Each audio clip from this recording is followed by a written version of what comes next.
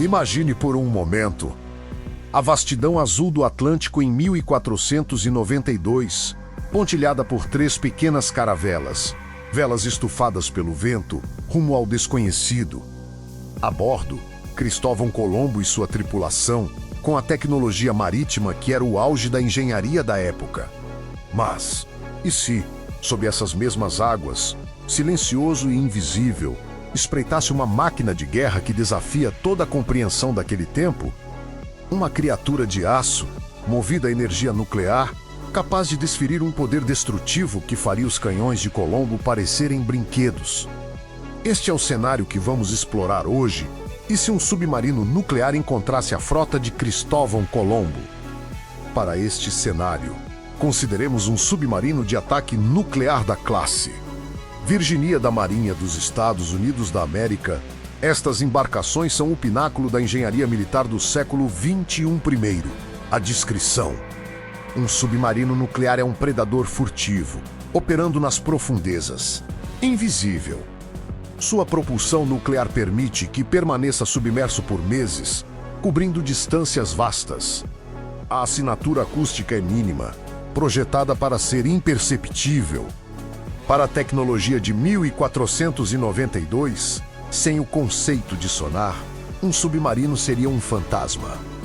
Colombo e sua tripulação não teriam como detectá-lo por som, visão ou qualquer outro meio conhecido. Em termos de velocidade, enquanto a frota de Colombo mal atingia 6 a 8 nós, um Virginia pode facilmente superar 25 nós submerso. Isso permite posicionamento, perseguição ou evasão com absoluta facilidade. Seus sistemas de sensores são igualmente impressionantes. O sonar passivo pode detectar embarcações a dezenas ou centenas de quilômetros, identificando o ruído de cascos e velas. O sonar ativo, usado com moderação, varreria as águas para uma imagem detalhada. Periscópios avançados com câmeras de alta resolução e infravermelho permitiriam observar a frota de Colombo de uma distância segura, mesmo à noite, sem serem vistos. Mas o que realmente define a superioridade é seu armamento. O torpedo MK-48 capadeça é uma arma autoguiada, atingindo alvos a profundidades de até 800 metros e viajando a mais de 55 nós. Usa sonar próprio para rastrear o alvo e, uma vez conectado, a ogiva altamente explosiva de mais de 290 kg é mais do que suficiente para desintegrar um navio de madeira do século XV. Não é um buraco no casco. É uma explosão que rompe a integridade estrutural, trans ou em destroços em segundos. Muitos submarinos também carregam mísseis de cruzeiro Tomahawk, sublinhando a vasta gama de capacidades ofensivas, embora menos relevantes para este confronto direto. Agora, o outro lado, a frota de Cristóvão Colombo. Em 1492, ele partiu com a nau Santa Maria e as caravelas Pinta e Nipoá a Santa Maria. Carro-chefe tinha cerca de 25 a 30 metros de comprimento, 3 mastros e deslocamento de pouco mais de 100 toneladas. As caravelas eram menores, mas todas embarcações de madeira impulsionadas pelo vento. A tecnologia naval da época era notável para exploração, mas rudimentar em poder de fogo naval. O armamento consistia em pequenas peças de artilharia, como bombardas e falconetes. Eram canhões de carregamento pela boca, de ferro, que disparavam bolas de pedra ou ferro fundido a distâncias muito curtas. A precisão era mínima. A cadência de tiro baixíssima, menos vários minutos para recarregar, e o poder destrutivo contra um casco de madeira limitado, projetado para quebrar mastros ou ferir tripulantes, não para afundar rapidamente. Armas menores como arcabuzes e espadas seriam inúteis contra um alvo invisível e submerso, ou um casco de aço moderno. A velocidade máxima dessas embarcações era de cerca de 6 a 8 nós, totalmente dependentes dos ventos. Não havia motores, apenas lemes de talha, e a navegação era por bússola, astrolábio e observação celestial. Não havia rádio, radar ou sonar. A tripulação dependia da visão e audição para detectar perigos. Em um oceano vasto, A visibilidade era limitada pelo horizonte. Um objeto massivo sob a água, a centenas de metros de profundidade, estaria além de qualquer conceito de detecção. Agora, o momento do encontro. O submarino nuclear, operando em profundidade, detectaria a frota de Colombo muito antes de ser sequer imaginado. Os hidrofones passivos do submarino captariam o ruído distinto dos cascos de madeira deslizando, o ranger da madeira, o vento nas velas.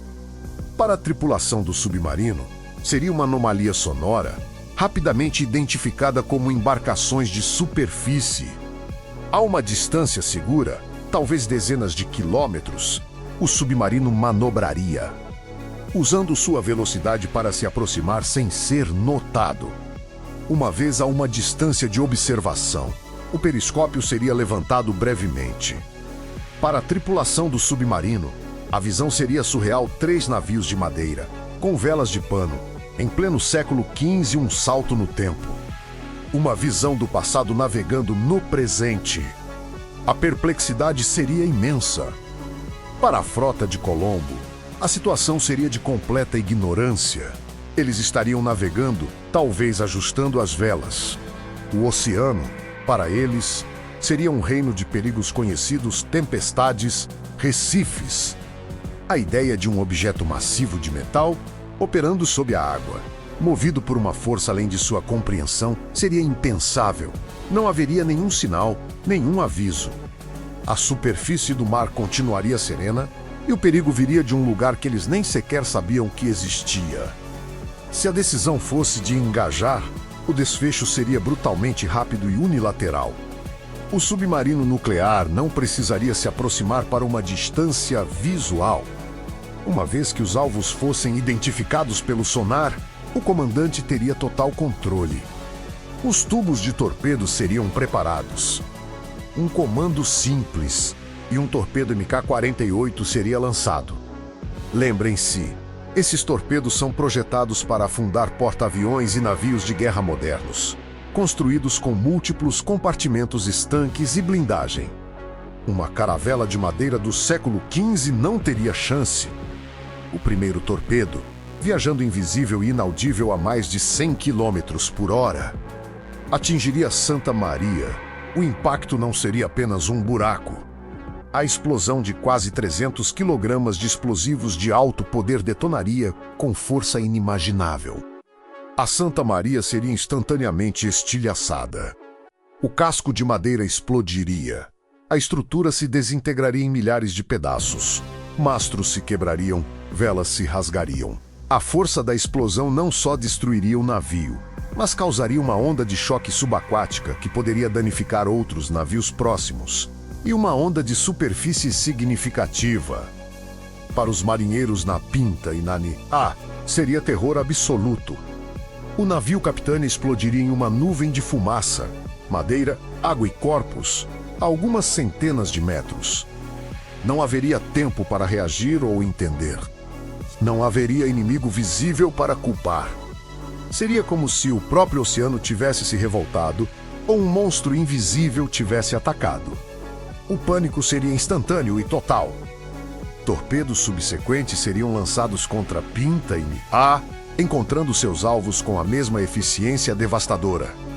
Em questão de poucos minutos, toda a frota de Colombo seria reduzida a uma vasta área de destroços flutuantes e corpos. Não haveria tempo para disparar um único canhão, nem para entender o ocorrido. A superioridade tecnológica seria tão esmagadora que a batalha nem se qualificaria como tal. Seria uma aniquilação.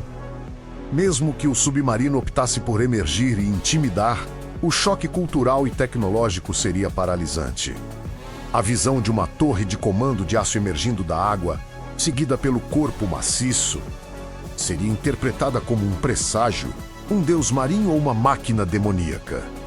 A tripulação de Colombo seria aterrorizada, sem palavras para descrever o que viam. Qualquer comunicação seria inútil. A superioridade do submarino é tão vasta que ele não precisaria usar suas armas para causar um impacto psicológico devastador. As consequências desse encontro seriam profundas, alterando completamente a história.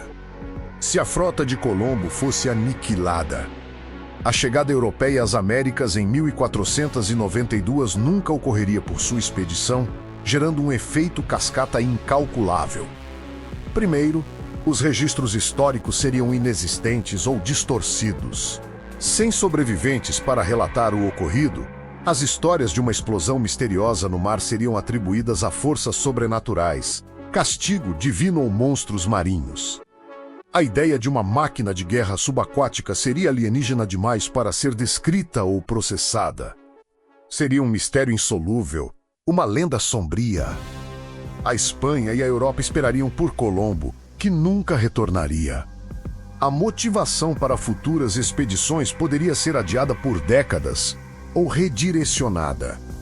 A história da colonização, do intercâmbio colombino, da formação das nações americanas seria reescrita.